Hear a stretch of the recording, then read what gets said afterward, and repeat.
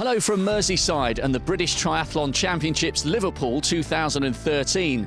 For one day, this city, famous for 2 liver birds, 2 football clubs and a very fab 4, will be temporarily taken over by 3 sporting disciplines.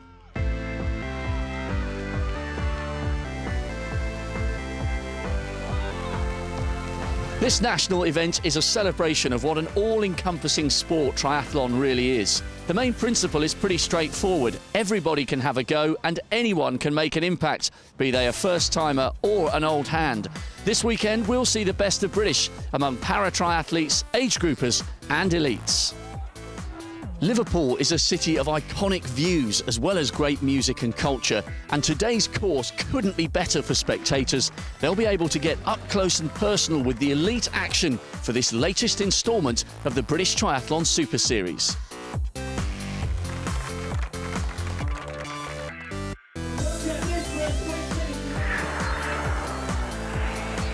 Well, there's competition going on everywhere you look today. We've almost got 3 events happening in one, and alongside me to enjoy all the action is Paralympian Rachel Latham. Rachel, the elites have got national titles at stake. Yes, it's the British Elite Sprint Triathlon Championships and it's the 3rd round of the Super Series, so there's so much to go for today. We've also got around 2,000 age groupers, all of whom are fighting to make the World Finals in Hyde Park in September. The prize could not be better. And we've also got a very talented group of para-triathletes. Yes, the paratriathlon wasn't in London, it's going to make its debut in Rio, so the athletes have got so much to get ready for. They're already on top form, they've just come back from Europeans where Great Britain picked up 12 medals. OK, from a layman's perspective, just explain how, say, transition works if, for instance, you're in a wheelchair. If you're in a wheelchair, the athlete is allowed up to 2 helpers. The other athletes are all allowed 1 helper, and for the visually impaired, they are obviously running with a guide runner. OK, you've mentioned visually impaired, we've talked about wheelchairs. How many different categories have we got competing today? It's relatively simple. There's only 6 categories, try 1 to try 6, and there's 2 classes for the leg impairments, a class for arm impairments. You've got athletes in the wheelchairs and the visually impaired. Great stuff, can't wait to see it. Well, the action is already underway, so let's join our commentator, Patrick Winterton. Wave after wave of age groupers already underway today, and all looking for an elusive qualification place for Hyde Park, the ITU Triathlon World Championships between the 11th and 15th of September. It's going to be a fantastic event and something that so many of these athletes have been working towards for the last couple of years. The paratriathlon, a major part of today's event, and we're going to see some extraordinary performances, and this just adding to the spice of this event here in Liverpool. And of course, it's an international event. Spain, Hungary, Italy, France, Canada, all with very talented athletes. And of course, Scotland's Jane Egan is amongst them. Well, she's on very good form at the moment, and of course, a former world champion. But how are you expecting to do today? Well, I'm hoping to do well. You know, I've put the training in and I've been working hard with my coach. But you know, especially for try-ones, it's always so many unpredictable features of this. You know, we've got a lot of tyres that can puncture, so I just never like to count my chickens. But I'm hoping to do okay today, yeah. And racing in the Tri-4 category is Lauren Steadman, a Paralympian from Beijing and London, better known as a swimmer, but starting to make a very successful transition to triathlon. In less than a year, you've gone from London 2012 Paralympics to the European Championships Triathlon. How did you make that transition? It's kind of been a long transition. I've done a few triathlons before the games, and then I held back on them just to do the games in swimming. And then I kind of just decided that I needed a new challenge. So after the games, flew to New Zealand for World Champs, and then just done European. So it's been kind of steady, and I still feel like I don't know enough, but I'm getting there slowly. All the para-triathlete categories racing together, except for Tri-1, who go off separately. And there's Steve Judge, one of a number of ITU world champions, and he'll be expecting great things today. The distance is 750 metre the swim, 20 kilometres on the bike, and then a fast and furious 5-kilometre run to finish it off. And they're under starters' orders here. Away they go. A good start, absolutely imperative. Don't forget the visually impaired athletes have a guide throughout the race, and there are some exceptionally good swimmers here, and we're expecting times of around 65 to 75 minutes for the para-triathletes. The elite later on today will be expecting to go under 1 hour, but only just, so the margins really aren't that huge.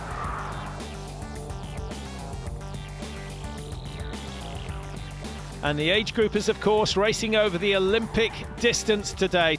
John Fairhurst is one of them, and as a member of Merseyside Tri Club, he's going to get a huge amount of support as he goes around the course today. Big race a couple of weeks ago, so trying to get motivated for day, but as soon as you get here and see all this activity, that's not a problem. It's absolutely fantastic.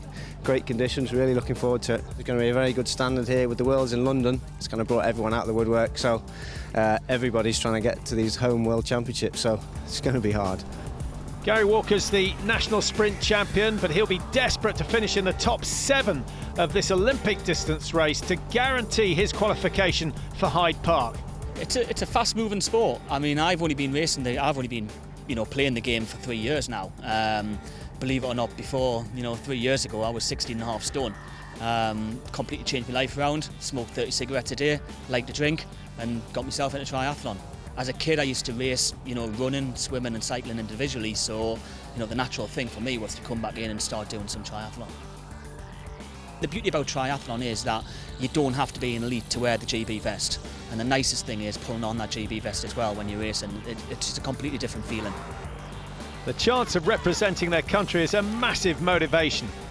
I'm a lawyer in the city of London, so quite kind of stressful and quite long hours as well. I think getting up at 5 in the morning and probably not going to bed until 9, 10 at night. So yeah, I think your social life is on hold for 6 months, but it's amazing, it's worth it.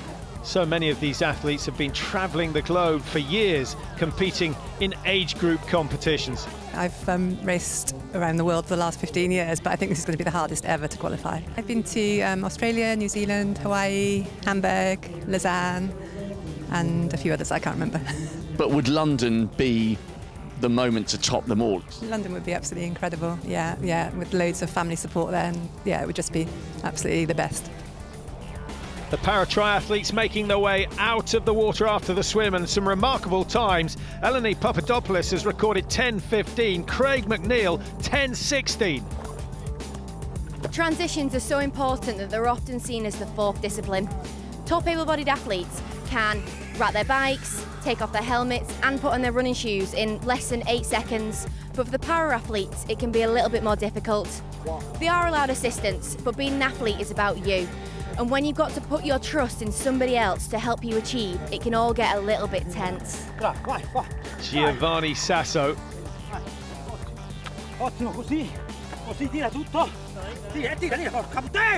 The Italian showing that competitiveness is not the exclusive right of the elite here. Teamwork absolutely crucial at this stage. Here's Lauren Steadman, who, a former swimmer, has produced a time of just over 11 minutes. Do you have any help with anybody putting the ear prosthetic arm on so you can get ready for the bike? I think it's more specific to each athlete how they do the transition. I have my dad as a handler to help me, and it's a case if I do one thing whilst he does the other. Things he might do that would take me time would be to put my helmet on and clip it up. He hands my bike off the rack in case I was to get it and slip with it. But generally all the other things I do myself.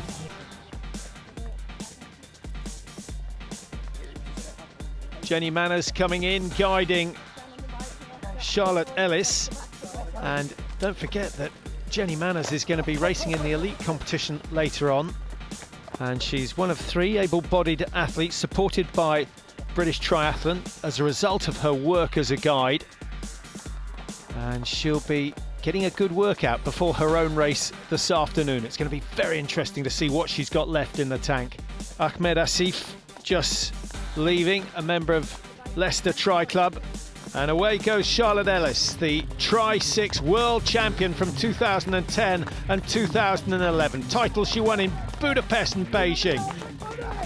This is Matt Emerson, flying at the moment, Tri-5 category world champion and the defending British champion, looking eager for more titles.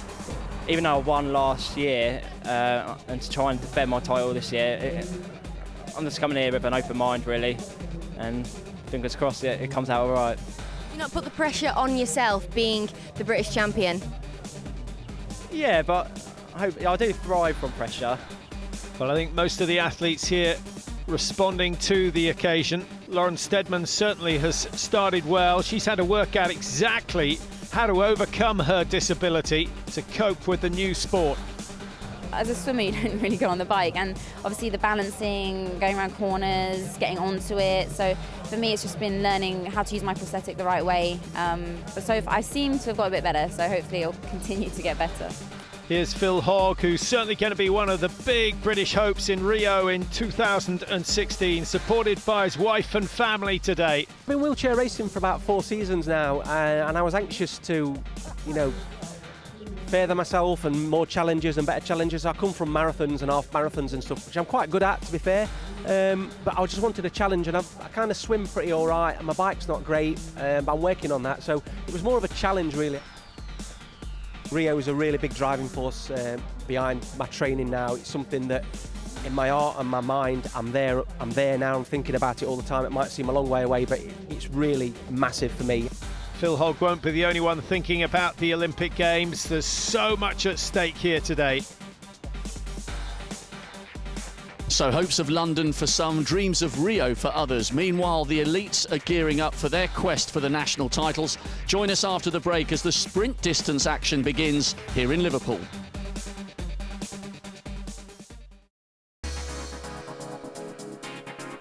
Welcome back to the British Triathlon Championship Liverpool, where the elite women are preparing to do battle for their national sprint title. Meanwhile, there are 2,000 age groupers already out on the course trying to qualify for the World Championship in London, as well as some of the country's leading para-triathletes. So let's get straight back out to your commentator, Patrick Winterton. It's been a busy day. The para-triathletes are out on the roads on various vehicles, and Lauren Steadman now on her final discipline, the run, and starting to pick up the speed. Franck Paget of France also heading towards the finish here in Liverpool. The age groupers staying totally focused on the task of qualifying for the World Triathlon Grand Final at Hyde Park, and to guarantee a place they need to finish in the top 7 of their category. For one, with it being the British Championships, it's attracting all the, all the top players in the country. Not just that, but I mean the qualifying itself all season for these qualifiers for London has been such a high standard. The racing itself, with it being close, with it being local in the UK, people can get to and not have to take holidays. So I think everyone wants to race on the home turf. Gary Walker in one of the most fiercely fought categories, but a number of them are already qualified for Hyde Park, so that does open up 1 or 2 extra opportunities. And one of the highlights of the day, the British Elite Youth Super Sprint. Jack Willis and Jordan Hall, 2 of the favourites, and it's Jack Willis who turns it on in the last 150 metres to claim the title. I'm very happy, yeah. Wasn't feeling too good on the swim and bike, and then as soon as I got on the run I felt okay, just stayed with him. I thought I had a little bit left at the end, so it was all good. Megan McDonald making relatively easy work of winning the girls' title, 20 seconds clear of Sophie Olden. It's the favourite part about all the training is going there and racing. If I could, I would race all the time, so it's really good. Here comes Gary Walker getting the applause from the fans here in Liverpool. And that may well be quick enough to qualify him for Hyde Park. A great effort. I go out hard, and that's as hard as I can go. So, I don't pace myself in a distance like this. I just go as flat out as I possibly can. Jonathan Fairhurst from Merseyside Tri Club looking tired. He's had a very heavy race programme recently. 2:16.07. Well, I don't think there'll be a qualification place for him, but what a day out he's had. Spectators make a massive difference. Lots of support out there, which is fabulous. Particularly being home club. Everyone cheering on Mersey, which is great.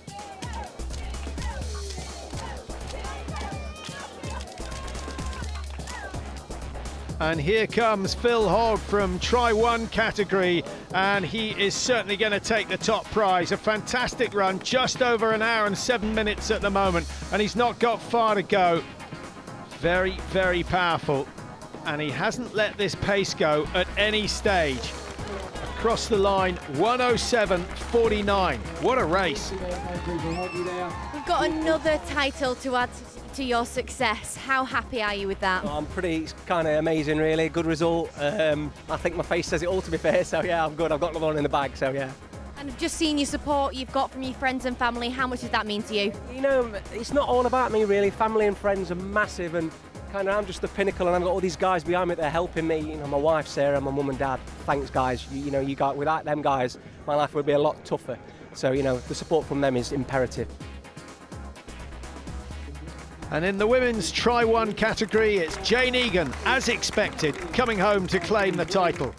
Really pleased, it's fantastic. It was a great swim, really lovely swim.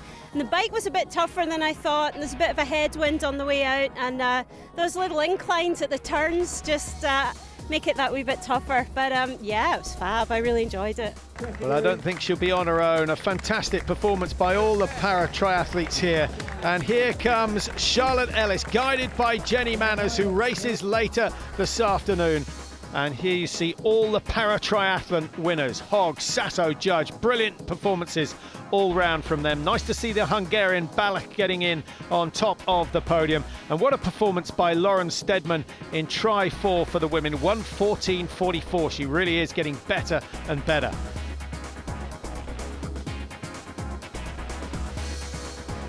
Well, now it's time to turn our attention to the elite women's race. And Rachel, I wonder if we'll see a repeat of tactics used earlier this season in the Super Series. Yeah, we're seeing the swimmers and the cyclists go out really hard, which is making it difficult for the runners to actually come in and catch them up. For example, Emma Pallant, she took gold in Windsor, and she's going to be wanting to do that again today, but it's only a sprint, so we're going to see if she's going to be able to have that distance to be able to catch them up. And the other athlete we should keep our eye on is Charlotte McShane. She's going really well at the moment. Yep, she's the Australian, finished top 10 in the World Series, and she's been taking part in the Super Series for quite a while, so she's going to be really experienced at these races. A great race in prospect, so let's get over to your commentator, Patrick Winterton. The elite women lined up, ready to go. Sprint distance, remember, 750 metres in the water. It won't take them much more than 10 minutes to complete that distance, and away they go. Look for the early movers. Certainly will expect to see McShane of Australia try and make her mark early on. Caldwell, an excellent swimmer as well, should be able to make moves in the early stages. And the fact that they're not wearing wetsuits suits the better swimmers, and someone like Emma Pallant may lose out. Throw into the mix that it's a non-wetsuit swim, and I think kind of you never know what to expect. For me, I think I just get out there and race as hard as I can, but like you say, it's quite short and sweet, quite fast, and so yeah, just run from the word go and see how much I can pull in. It was Caldwell setting the tempo all the way in the swim, with only the Australian Charlotte McShane able to stay in touch.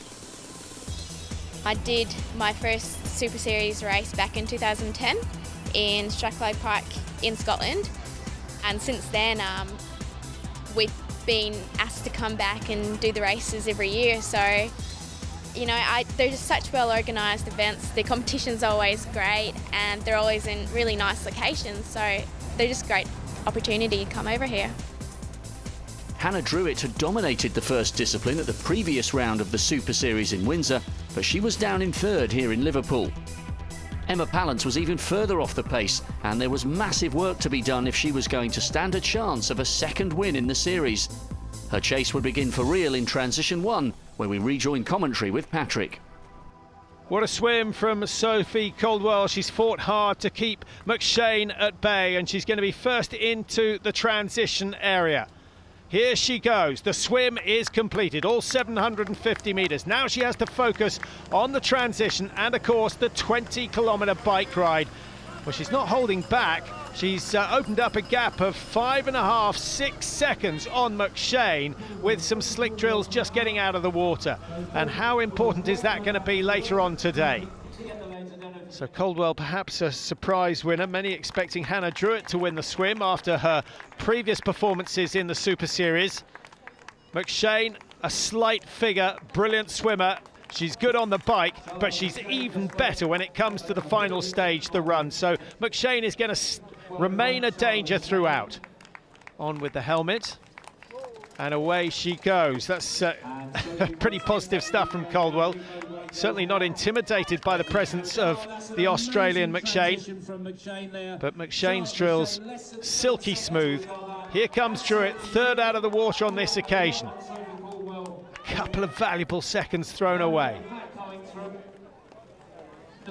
So third onto the bike. Now we're watching for Emma Pallant, who is the big danger and the leader of the Super Series. Here she comes down the middle. She's lost over 25 seconds on the first discipline alone, and now the hard work starts. There's no doubt her biking has got a whole lot better this year, but the harder she has to work on the bike, the less she'll have to give when it comes to the final 5-kilometre run. The two leaders, can they stay ahead of the chasing pack and make that effort in the water worthwhile? Pallant and Smith were working hard to make up the ground on the runaway pair at the front. By the halfway point on the bike, the hard work was done. The rest of the bike was mostly uneventful, but some sharp thinking, smart positioning, as well as quick pedalling on the last turn got a short lead back for McShane and Caldwell. With Emma Pallant in the field, it could make a big difference on the run, which was about to get underway. Let's rejoin commentary with Patrick. Into the final stages of the bike ride. They must dismount before the red line. Caldwell and McShane playing safe, as they should do. A 15-second penalty could do a whole lot of damage at this stage. Now, this transition needs to be lightning quick, and just watch McShane nearest the camera. Off with the helmet, one shoe on, second shoe on, and away she goes. But she hasn't managed to shake off Caldwell, so those two will fight it out over the last 5 kilometres. Who else will play a part in this women's elite triathlon? There goes Pallant down in 6th place at the moment, and already making up ground on those in front. She's a brilliant runner, and of course started her career as a track runner, so this is where she excels. But it's just a question of what she's got left. McShane, no slouch, very, very smooth, very efficient technique. She doesn't lift the feet too high, lands on the toes, looks effortless. Caldwell, taller figure, more powerful maybe, but certainly isn't of the running calibre that McShane is. Pallant already going past 3 athletes in her pursuit of the leaders. Don't forget, she's already caught up 25 seconds on the bike on McShane, and now she's got some 8 or 9 seconds to catch up on the Australian again. She's not making life easy for herself, but she did the same in Blenheim and she did the same in Windsor. She's getting used to chasing, and she has the right psychological strength to deal with it. And McShane is going to have to show that as well. I know Emma Pallant, who's currently leading this series. She'll be pretty tough competition, and I know there's a few other junior girls who run pretty quick, so yeah, it'll be interesting. So the leading 3, stride for stride, with McShane setting the pace at the moment. Caldwell still sitting happily in second, although she does look a little heavier on her feet, and with Pallant just going past her, I think that's going to be a very, very tough moment for Caldwell. So the 2 favourites are now fighting it out at the front. McShane on the right, Pallant, the former track runner, on the left. I think now I try not to look at my times, because it's a little bit like, oh man, I'm running so bad. But you like you say, you're running on totally different legs. I think it will still take a little bit of trying to get used to. I think, again, it's easier in a 10K because you kind of get into your pattern a bit more, whereas 5K, you can't really take a little while to get going. But yeah, it's all fun. Well, it certainly is. It's not everyone's idea of fun, though. This is going to be very, very painful work as they try and work out a way of beating each other. This is the second group. Sellers leading it. Manners moving into second place. And just behind her, Druitt, who's still looking reasonably strong. The pace of the lead pair was too much for Caldwell, who was looking over her shoulder for Heather Sellers and Jenny Manners. Manners going amazingly well in her second race of the day, having taken part in the paratriathlon earlier as a guide triathlete with Charlotte Ellis. Despite a strong race, a podium finish would be a struggle for Caldwell now, but those top 3 places were still up for grabs as the finish got closer. Well, what a cracking race it's turning out to be. On this sort of form, we may well see McShane at the World Triathlon Grand Final in Hyde Park on the 11th to 15th of September, racing in the elite category. And it's a free-to-view event, incidentally, so if you fancy going along, it's certainly worth watching. And the Brownlees will be there as well. Sellers going past Caldwell without any trouble at all. Low foot lift from Sellers, but it's serving her well at the moment. And now the first sign of weakness from Emma Pallant. Don't forget, she had to gain 25 seconds on the bike. She's had to gain 8 or 9 seconds on the run. And now McShane is making her pay the price. A turn of speed as she reaches a gradual climb alongside the docks. And McShane looks absolutely superb. A 20-25 metre gap has opened up and Pallant will be suffering now. Well, the Australian still looks very, very light on her feet. It's a beautiful running style. Sellers hasn't quite shaken off Caldwell as yet, who may be sensing that she's got something left to make a fight of the finish. Sellers would love to finish on the podium, and she's in 3rd position at the moment. No threat from Manners, who I think may be running out of energy. No such case with McShane. She just gets better and better, and there's no sign now of Emma Pallant, who has been blown away by the persistent surges of McShane over the last 2 kilometres. Into the final 75 metres, and she can cruise to victory. She's come a long way, but it's been worthwhile. McShane takes the victory here in Liverpool. Well, we've seen her on the Super Series before, and she's always raced her best. Pallant, another good run and another 2nd place, so 2 seconds and a 1st in the 3 Super Series races so far this year. An impressive Sellers rounding the final corner, and that is good enough for 3rd. We ran together for a little while and I tested it a couple of times, and then at about halfway I felt like it was time to try and make a move and hope that Emma didn't stick with me, and yeah, it worked, so paid off. In my head I was telling myself, come on, you're a runner, and then my legs were like, no, you've just been a biker. But yeah, I did give it a go, and hopefully I can hang on a little bit longer next time.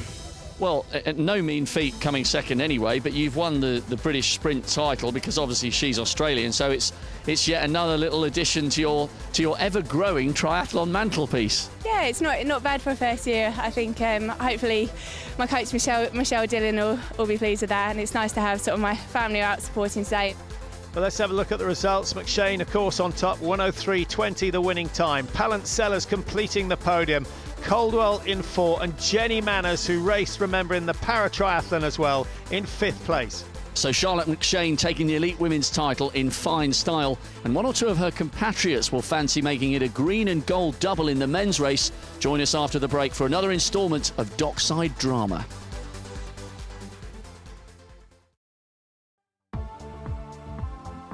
Welcome back to the British Triathlon Championships Liverpool. So far today, we've seen some of the best para-triathletes in the country. We've witnessed scores of age groupers qualify for the World Finals in London in September, and we've seen Charlotte McShane take the elite women's crown. So let's now turn our attention to the elite men's race and see who'll walk away with the title.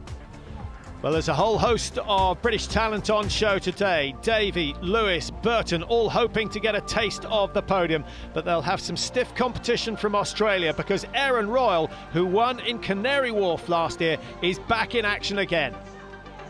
I've come over to the UK the last couple of years to do the British Super Series, and thought I'd come over and give this one a go. Royal, of course, who went on to become the under-23 world champion, could find that his stiffest competition today comes from his own teammate, Brendan Sexton, who's on fine form and another winner of the Canary Wharf event. Whenever I've raced in the Super Series, it's always been really strong competition. A win would be great, but being one of my first major races of the year, I'm not really sure how I'll go, but there's a lot of up-and-coming talent in Britain. There's always great talent in Britain, so it's it'll be tough to win.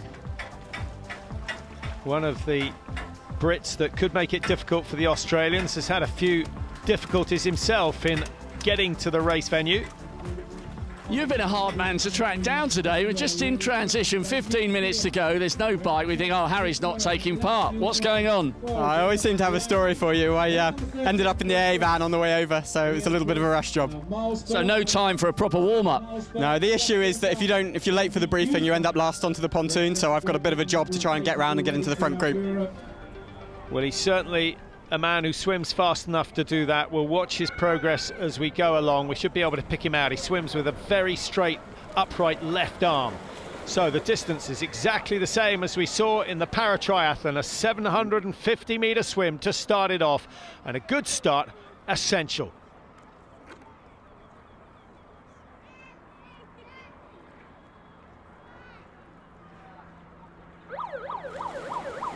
The siren signals the start, and one or two laggers. The fact that they're not diving off the pontoon means that they're much closer bunched for the first 50 metres, so there really is a danger that you get caught up in the melee. One or two have broken clear. Good start, of course, from Aaron Royal. We expect nothing less. The Australian on the right-hand side of your screen going very, very hard as he edges his way towards the middle of the field. Cameron Milne also starting well in the middle of the field. A 20-year-old from Kinross, British youth champion back in 2009, trains at Stirling University, where they've got a fabulous facility there, one of very few universities with a 50-metre pool. Milne with the white vest nearest the camera, looking nice and steady. So while Cameron Milne was at the front of the swim, the man who many would have expected to be in that position instead, Harry Wiltshire, was further back. But he soon worked his way up through the field and onto Milne's feet, taking Australia's Aaron Royal with him. The other Aussie, Brendan Sexton, was mixing it in the rough water of the turns in the wrong half of the race and leaving himself with a lot to do from transition 1 onwards. Milne and Wiltshire didn't have any of that to worry about. They were a long way clear as the all-important changeover approached. Let's rejoin commentary with Patrick. Well, as expected, Wiltshire has upped the work rate on the right-hand side of this pair of swimmers. Cameron Milne would love to be the first out of the water, but he's going to have some competition because Wiltshire makes it his business to be the fastest swimmer on the day. He's upped the work rate, he's upped the tempo, and he's just pulling ahead inch by inch. So it is Wiltshire, last to arrive, but first out of the water, just ahead of Cameron Milne, who looks exhausted after his effort, but what an introduction to this level of triathlon. Wiltshire breathing hard, you can see that. His cycling's pretty handy, but the run is his weakest leg. He knows it. He needs to try and break clear before then if he's got any chance of finishing in the top 3. Good swim from Aaron Royal as well. Slightly surprised that we didn't see Brendan Sexton in that leading group. He got tied up at the start of that swim and never really recovered. We'll get some timings on him very shortly. There's Royal just disappearing down the far side, wearing number 1, an indication that he is the favourite here, having won at Canary Wharf last year. No mistakes from Wiltshire, led out of the water, and he leads onto the bike as well, but it's not a significant lead, but he will have the might of Royal to work with over the first few kilometres. And now come the masses. Brendan Sexton in a hurry to get in and out. Well, he won't be happy with the fact, just looking at the clock, it looks as though he's lost some 23 seconds to his teammate, Aaron Royal, and that's going to take a little bit of catching. But there are only 2 up front at the moment, and a group of 20 will move a whole lot quicker than a group of 2. There's a lot of juniors in the race, so a lot of people that we haven't seen race a lot or know their strengths and weaknesses, but I mean, I'll just be going out there doing my normal thing, trying to swim hard and ride hard and have a good run as well. Have a hard swim in a small pack on the bike. It's always safer and normally faster to do it that way. And that leading group of 2 being caught by Beau Smith, a brilliant swimmer who we saw in Blenheim earlier in the season, and Cameron Milne is up there as well. so they can start to work together. It's starting to look better for this leading group, but they're going to have to work together quickly if they're going to hold off the rest of the field. While the women's leaders hadn't had the power to stay away from the pack, there were some big guns in the men's front four, which soon became a 5 as Rhys Davey bridged the gap.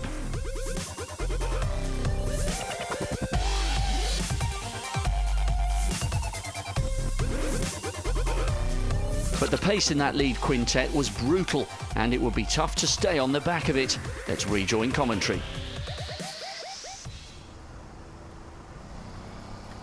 Well, the pace certainly has picked up since the arrival of Rhys Davey.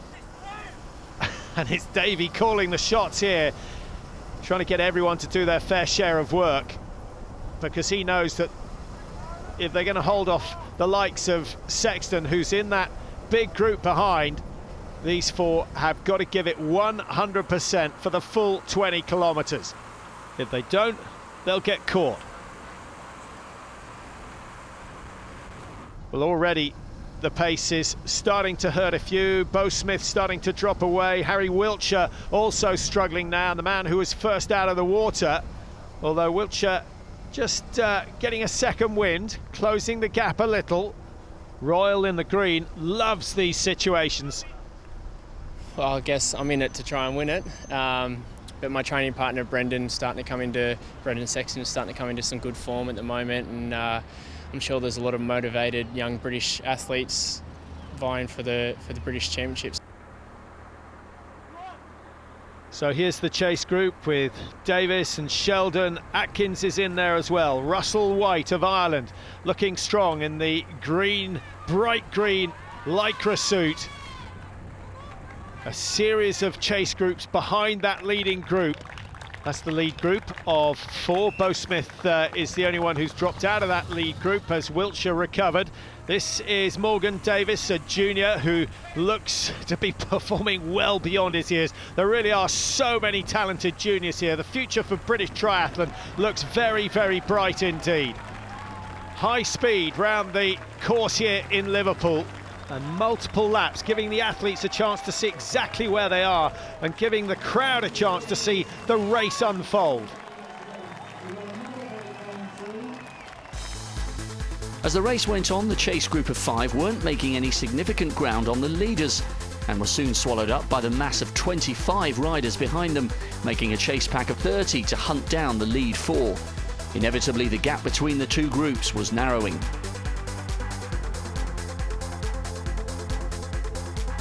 The big question, though, was where was Brendan? Well, Sexton was located in that chase group, gaining time on the leaders, not having to work as hard, and maybe just about still in with a chance on the run. Though with his hard-hitting race plan unfolding nicely, Brendan's compatriot Aaron Royal was in the driving seat now. Everything was all set for an enthralling and fitting finale for this Liverpool event on the final stage of the day, the elite men's run.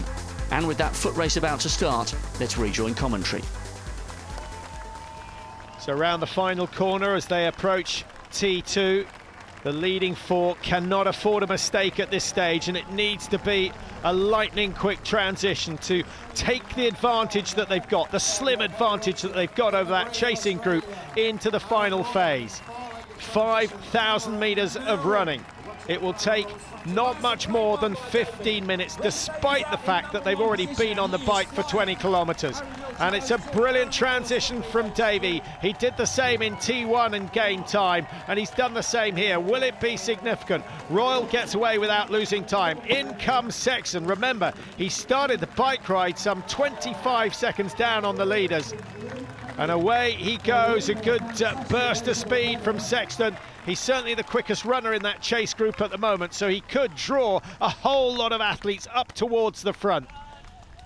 Davey, I don't think he will have expected this when he started first thing this morning, but he finds himself on his own with a gap of some 20 metres or so over the Australian Royal. Wiltshire and Milne just behind them. This is the chase group, and Burton's the man doing the work at the moment. Royal is the man just ahead of him, and ahead of Royal, of course, is Rhys Davey, who was so good through that second transition and earned himself a few free metres. Here is Sexton, who has started to make his mark, and coming up towards the front of the chase group. He's going to liven things up a little. Sexton in the dark suit in 4th place in this shot alone, and closing the gap on Burton stride by stride, and the uphill suiting Sexton down to the ground. Royal said that Sexton was on good form, but I don't think anyone quite expected this. Look at the speed that he's carried over the last 200 metres. And now it is Sexton of Australia who heads the chase to run down these two men. Davey starting to look a little sluggish. Royal goes straight past without any glimpse at the drinks table. Will he regret that? It's a hot, hot day here. So many of the elite athletes in the women's race needing a lot of water, not just for hydration, but also to cool the bodies. Cameron Milne, long striding, nice fluent style. And he could have an opportunity to work alongside Brendan Sexton, who of course took part in the Olympic Games last year. Royal didn't make the Australian team. He always races well here in the UK. The Australians who train in Australia throughout their summer, and then they chase the sun for the rest of the year, and always looking for good races to bring up their form. Well, it's a different type of fitness. It's a fitness you build up throughout the year, and that's why I want to get some quality sort of competition in as much as I can at the moment. Racing's always going to be more intense than training, just because you're there to win, not just to get fitter. So these guys are going to push me, and I know it's going to hurt. So it's all about just trying to hang in and see what happens. Well, you can see from his breathing how hard he's working, but if you look at the body language, he still looks very, very comfortable indeed. None of the movement that we see from Rhys Davey, who may have pushed a little bit too hard too soon on this run, getting excited with the fact that he led the way, and maybe he thought of the win just that fraction too early. Sexton has gone past him without a second glance, and he's now closing down on his compatriot Aaron Royal. Well, will Royal be able to respond? Because at the current speeds, there's no doubt that Sexton will be on his shoulder in the next few minutes. Round the corner, and a burst of speed from Sexton. He really is feeling very good indeed. And here comes Johnston, a junior, who's having an outstanding performance. That really is a fantastic performance from Johnston. And if he stays in the top 3, it will be the race of his life for the man from Newcastle. West and Wiltshire round the dead turn. Wiltshire starting to look a little bit fatigued, and he's going to have to fight not to lose any more places, whereas up front it's Royal who's going to have to fight because Sexton is on him, and the two men moving at completely different speeds. Now, will Sexton rest and then burst, or will he go straight past? Well, there's your answer. They're good friends, they're training partners, but Sexton did not have a word to say. He means business, and he wants this victory badly. Brilliant bit of running, really decisive. He's chosen a good point because this little bit of uphill onto the bridge will hurt Royal without a doubt. Here's the man from Newcastle upon Tyne. He came out of T1 alongside Brendan Sexton, so he's obviously used the Australian on the bike to get himself in a good position. Johnson can't stay with him on the run, but no wonder, because Sexton is world class when it comes to this sort of performance. I do hope we see Sexton in Hyde Park, taking on the world's best on the 15th of September. Now it's Johnson's time to try and get past Royal. Now, Royal didn't put up a fight with Sexton. I suspect that when he sees a British junior coming past him, he may well respond. Now, they've got less than a kilometre to go. Sexton knows it, and he knows that he's got the win in the bag. Advertising the fact that he's from Australia.